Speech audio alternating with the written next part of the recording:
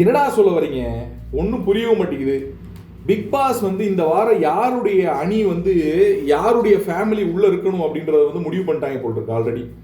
எந்த ஃபேமிலி வந்தால் டிஆர்பி அதிகமாக இருக்கும், எந்த ஃபேமிலி 24/7 உள்ள இருக்கணுன்றத பக்காவாக செலக்ட் பண்ணி அந்த ஃபேமிலியை தான் அந்த டீமை தான் வின் பண்ண வைப்பாங்கன்னு நினைக்கிறேன். சாண்ட்ராவோட டீம் வந்து ஜெயிச்சிருக்கு.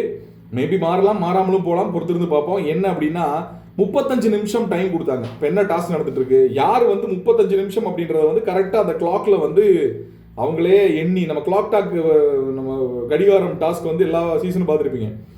அந்த டாஸ்க்கை வந்து முடிக்கும் போது மணி அடிக்கணும், மணி அடிச்சதுக்கப்புறம் அவங்களோட காஸ்டியூம் எடுத்து போட்டு டான்ஸ் ஆடணும்.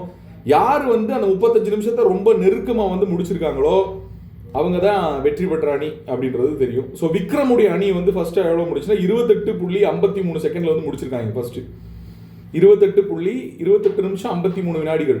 கமருதீனோட அணி வந்து பார்த்தீங்கன்னா எவ்வளோன்னா 36.18 அப்படின்னு சொன்னார். 36 நிமிஷம் 18 வினாடிகள் இதில் முடிச்சிருக்காங்க அப்படின்னு சொன்னாங்க. மூணாவதா வந்து இந்த சாண்ட்ராவோட அணி இருக்கு இல்லையா, சாண்ட்ராவோட அணி கிட்டத்தட்ட வந்து 39.57 வினாடிகள் இவங்க டோட்டலாக விளையாண்டுருக்காங்க. 39.57 வினாடிகள் விளையாண்டுருக்காங்க அப்படின்றத அனௌன்ஸ் பண்ணுறாரு.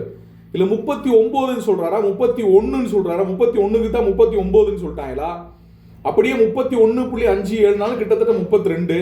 அப்படின்னா கூட வந்து பார்த்தீங்கன்னா 35 இருந்து ரொம்ப நெருக்கமாக இருக்கிறது பார்த்தீங்கன்னா 36.18 கமருதீனோட அணி இருக்காங்க. எப்படி சாண்ட்ராவோட அணி ஜெயிச்சாங்கன்னு நமக்கு தெரியல. சாண்ட்ரா, அமித், நம்மளுடைய கானா வினோத் மற்றும் திவ்யா, இவங்க 4 பேர் இருக்கக்கூடிய அணி வந்து ஜெயிச்சதா அறிவிக்கப்பட்டிருக்கு.